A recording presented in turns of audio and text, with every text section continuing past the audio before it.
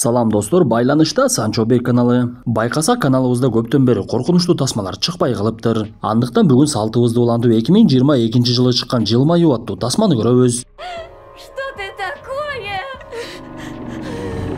Тасманын башталышы белгисиз аял үйүндө жаткан төшөгүндө каза болгондугун көрөбүз. Үйү аябай бытырап бир мезгилде бөлмөсүнүн эшиги ачылып, өлгөн аялдын кичинекей кызы апасынын өлгөндүгүн көрүп жүрөгү түшөт. Бул окуядан кийин арадан бир нече жылдар өтүп, апасынын өлүмүн көрүп жүрөгү түшүп калган кыздын чоңуюп калгандыгын көрөбүз. Бул кыздын аты Роуз Коттер, психология дарыгери болуп алектенет. Каарманыбыз акыл эс жагынан жабыркагандарга жардам берип, ооруканалардын биринде иштейт эле. Ошондой күндөрдүн биринде ал ооруканага бир кызды байлап алып келишет.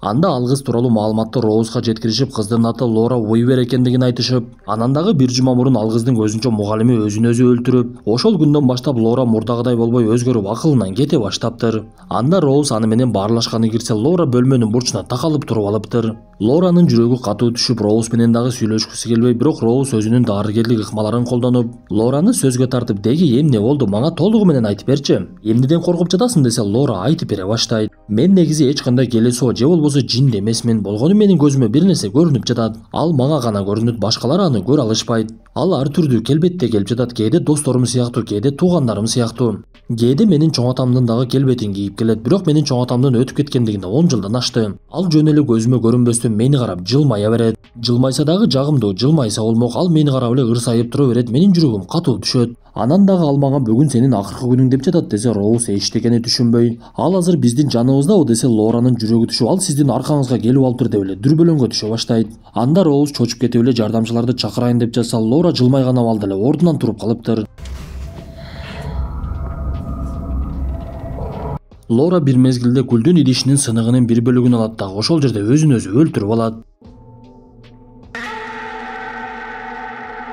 Ошентип бул кандуу окуядан кийин ал жерге тартип сакчылар келип, каарманыбыздан сурак алышып, окуянын кандай болгондон Роуз аларга толугу менен айтып берип, бирок эмнегедир өзүнө такыр эле келе албай жатты. Анткени Лоранын өлүм алдындагы жылмаюусу Роуздун такыр эле эсинен кетпей, жумушунан чыгып үйүнө барса, Лора каза болгон мезгилде Роуздун кийимине кандары дагы чачырап кеткен экен. Саймадан мыкты үй интернети жана TV менен бирге жайды карай. Интернет секундасына 300 жана 500 мегабитке чейин. Ылдамдыгы тим эле кайф. 220дан ашык телеканал. Ар кандай табит үчүн. 5 онлайн кинотеатр. Тасмалар, сериалдар жана мультфильмдер акысыз. Кубаттуу гигабиттик Wi-Fi роутер акысыз. Баасы айына 1080 сомдон баштап. Тез арада билдирмеңизди калтырыңыз. Анда Лора жуунуп таранып өзүнө келүүгө аракет кылып, бул убакта караңгыда кирип кеткендиктен, ичимдигин алып ичип жатып эле Лора ал жерде жылмайып каарманыбызды тике карап тургандыгын байкайт. Бир мезгилде Роуздун күйөөсү Тревор келип, каарманыбыз чочуп кетип жанагы жакта караса, Лора жок болуп кетиптир. Анда Роуз жоңгана катуу чочуп калгандыгымдан болду окшойт деп бул нерсеге маани деле бербей, күйөөсү экөө биригип алып буга чейин сүйлөшкөндө эжеси Холлинин күйөөсү менен биргеликте тамактанууга барышат. Бирок каарманыбыз жолугушуу учурунда дагы көп сүйлөбөй өзүнүн оюна чөмүлүп кетти окшойт. Анткени бир жагынан каза болгон Лора дагы эсинин такыр кетпей жатса, экинчи жагынан эжеси Холли дагы аябай көп сүйлөгөндүктөн, Роуз эжеси менен жакшы пикирлери келишпей, бири-бири менен урушуп кете беришчү. Ошентип каарманыбыз эртең менен жумушка барса, ал жерге кечеги келген тартип сакчылардын бири келиптир. Биз бул тыңчынын аты Джоэл экендигин билебиз. Көрсө ал бир кезде каарманыбыздын жигити болгон экен. Ал Роузду көптөн бери көрбөгөндүктөн кече жакшы сүйлөшө албай, бүгүн ал акыбалын жакшылап сурап коеюн деп келиптир. Бирок каарманыбыз эмнегедир аны менен сүйлөшкүсү келбей, мен жумушумду аткарышым керек деп эле кетип калат. Роуз мындан соң иш бөлмөсүнө барып, Лора жөнүндө маалыматтарды тактай баштап, маалыматта Лоранын мугалими бир жума мурун анын көзүнчө кандай болуп өлүп калгандыгы жазылыптыр. Көрсө ал адам дагы балка менен өзүн өзү өлтүрүүдөн мурда Лораны карап аябай эле жылмайган экен. Ошол мезгилде эле каарманыбыздын оюн эжесине келген коңгуроо бузуп, эжеси баласынын туулган күнү болоорун айтып, ишемби күнү майрамдайбыз, үйгө сөзсүз келгиниң деп чакырат. Анда каарманыбыз макулдугун берип өз жумушун улантып жаткан. Ал бейтаптарды текшерип жатып эле арасынан бирөөсү Карл олтуруп алып эле жылмайып тургандыгын көрөт. Анда Роуз эчтекени түшүнбөй эле Карлдын ал акыбалын сураганга аракет кылып, баары жайында элеби Карл деп сураса, Карл каарманыбызды карап, сен жакында өлөсүң, өлүмүңө аз эле күн калды деп эле кыйкыра баштайт. Анда каарманыбыз чочуп кетип эле ал жерге жардамчыларды чакырган мезгилде Карл жоңгана ордунда жатыптыр. Бул окуядан кийин каарманыбызды башчысы Джексон чакырып, Карл биздин ооруканада жатканына аябай көп болду. Ал бир дагы жолу ызы чуу болгон эмес эле, менимче акыркы окуя сага катуу таасир эткен окшойт. Ошондуктан бир жума убакыт берейин, сен эс алып келгиниң. Боз теридеги алтын кумду дагы сонун кылып оңдоп түзөп коюшуптур. Күндүн ысыгында чериңди жазып өзүңө келгениң сендей мыкты дарыгерлер бизге керек. Чарчап калганыңды байкадым деп каарманыбызды дем алууга жөнөтөт. Анда Роуз чыгып оюнчук саткан дүкөндөрдүн бирине барып эжесинин баласына белек алып, андан соң үйүнө барып күйөөсүн күтүп олтурса, күйөөсү жумушта кармалып калгандыгын айтат. Бул убакта караңгы кирип Роуз үйүндө адаттагыдай эле жалгыз болчу. Бир мезгилде эле үйдөгү уурларга каршы атайын орнотулган үн белги чыга баштап, Роуз чочуп кетип эле эшигине барса, эшиги эч кандай ачылбаптыр. Бирок мындан соң каарманыбыз үйдүн арткы эшиги ачылып калгандыгын байкайт. Бир мезгилде эле байланыш аппаратка коңгуроо келип, ал жактан белгисиз адам сүйлөй баштап: "Сен үйүңө эч кимди киргизбедиңби? Менимче артыңда бирөө турат окшойт. Кана артыңды карап көрчү" десе, Роуз жүрөгү түшүп артын карай баштаган мезгилде байланыш аппаратына дагы бир жолу коңгуроо келет. Көрсө буга чейинки коңгуроо жана каарманыбызга сүйлөгөн учурлар жөн гана көзүнө көрүнүптүр. Эми гана коңгуроо чындап келип, каарманыбыз ал жерге тартип сакчыларды чакырып, алар келип үйдөн эч кимди табышпай, балким арткы эшикти өзүңүздөр жабууну унутуп калган чыгарсыздар. Бардыгы жайында эле экен деп ал жерден кетип жаткан мезгилде Тревор дагы келет. Тревор келип аялынын жүрүм-туруму өзгөрө баштагандыгын байкап, Роуз Тревордон кечирим сурап, акыркы болуп жаткан окуялар бир аз мага тынчтык бербей жатат. Бирок бардыгы жакшы болуп кетет деп Треворду ишендирип, мышыгына тамак берип коюу үчүн атайын тамагын ырастап, бирок мышыкты такыр эле таппай койду. Биз ошол учурда каарманыбыздын апасынын каза болгон күнүн көрө баштайбыз. Бирок бул нерсени Роуз түшүндө көрүп жаткандыктан түшүнөн чочуп ойгонуп, буга чейинки Лора менен сүйлөшүп олтурган мезгилдеги үн жазууларды жаздырып алгандыктан аларды баштан уга баштайт. Анда үн жазуулардын арасынан каарманыбыз өзүнүн атын атаган Роуз деген үндү уккандай болду. Муну байкаган Роуз үн жазууну кайра угуп, өзүнүн аты чындап эле айтылдыбы текшере баштап, көңүлүн коюп олтуруп калган мезгилде анын жанында түрү суук бирөө пайда болот. Анда Роуздун жүрөгү түшүп бычак кармап турса, ал жерге Тревор келип калып, каарманыбыз эртеси күнү кесиптештеринин бири акыл эс дарыгери Медлинге барат. Медлин бул тармакта күчтүү дарыгер болгондуктан каарманыбызга болгонун болгондой айтып берип, мага дары жазып бериңизчи десе, Медлин ал дары наркотикалык дарылардын түрүнө киргендиктен ал нерседен баш тартып, сен азырынча мага келе бер, экөөбүз баарлашып туралы. Маселенин түпкүрү эмнеде экендигин табышыбыз керек. Менимче сен бала кезиңде апаңдын өлүмүн көрүп калгандыгың үчүн ошол нерсе сага жаракат берди окшойт. Ал жаракат өмүр бою кетпей дагы коюшу мүмкүн, бирок сен аны башкара билишиң керек. Дары маселесин болсо кийинчерээк сүйлөшөбүз деп каарманыбыз ал жерден кетет. Роуз мындан соң буга чейин сатып алган белегин көтөрүп алып эжесинин үйүнө барды.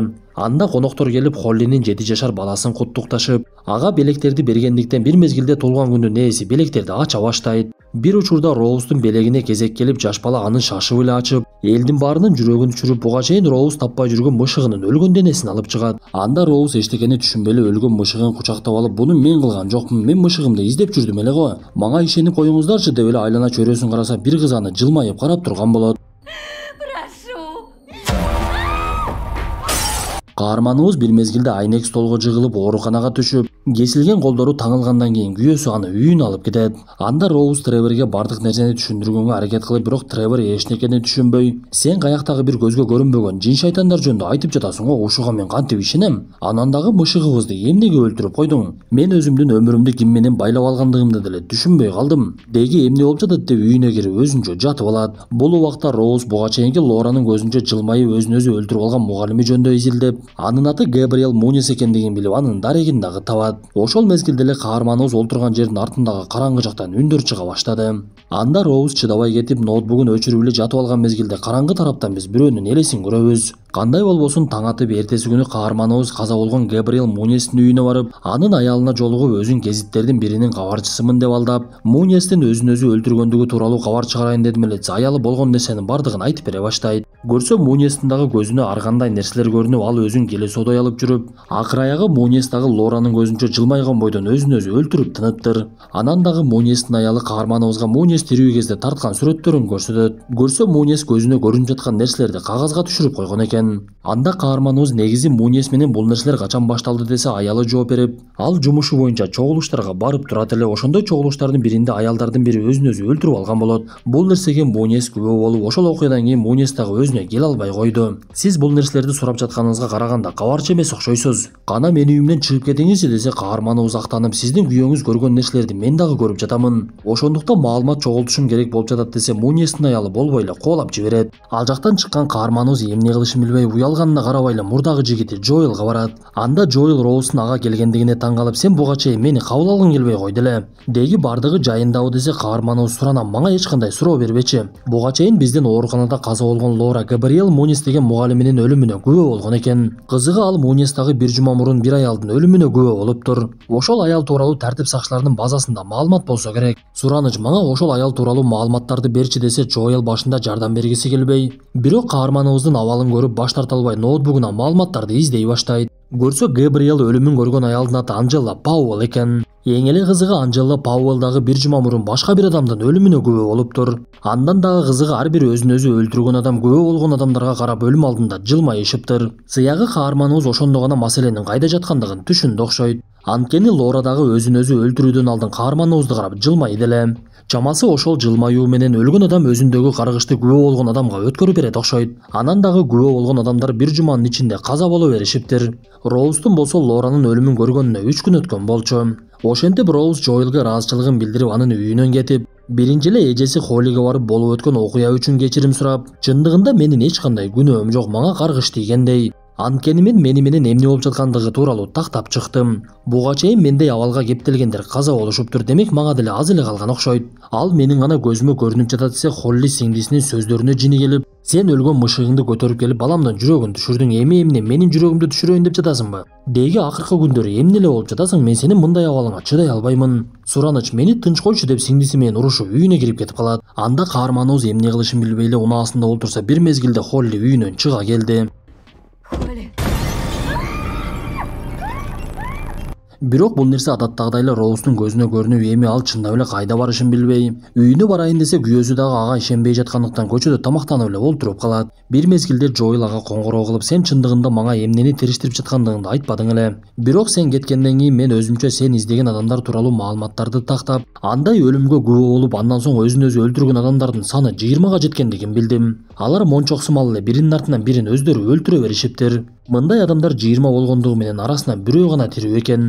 Ал дагы өлүмгө күбө болгондон кийин өзү бирок башка адамды өлтүрүп, ал өлтүрүп жатканда башка адам күбө болуп мончок андан нары уланып кетиптир. Мен анын кайсы түрмөдө экендигин аныктадым деп эки каарманыбыз биригип алып ошол түрмөгө кетишет. Каармандарыбыз түрмөгө жетишип издеген адамынын аты Роберт Телл экендигин билишип, Роуз аны менен сүйлөшө баштап, мен карап жаткан бейтаптардын бири өтө бир башкача окуяга туш болду. Ал бирөөнүн өлүмүнө күбө болгондон кийин көзүнө арба эле көрүнүп жатыптыр. Сизде дагы ушундай окуя болгон экен го десе, Роберт ал тууралуу такыр эстегиси дагы келбей, бирок каарманыбызга жардам берүүнү каалап бардыгын төкпөй чачпай айтып бере баштайт. Ооба, мен дагы бирөөнүн өлүмүнө күбө болгондон кийин көзүмө ар кайсы нерсе көрүнө баштаган. Бирок мен бул каргыштан кутулуунун жолун тапканмын, ал үчүн бирөөнү өлтүрүш керек болгон. Ошондуктан алдыман чыккан адамдардын бирин өлтүрүп салган кезимде бул кылган ишиме күбө болгон адамга каргыш өтүп, мен күнөөмдү мойнума алып түрмөгө олтуруп, бирок көзүмө көрүнгөн нерселерден толугу менен кутулдум. Бул каргыштан кутулуудан башка жолу жок экен десе, каарманыбыз мен эч кимди өлтүргүм келбейт деп кыйкырып жиберет. Ошондо гана Роберт алданып калгандыгын түшүнүп, демек каргыш сенде экен да, сен эмнеге мен жака келдиң?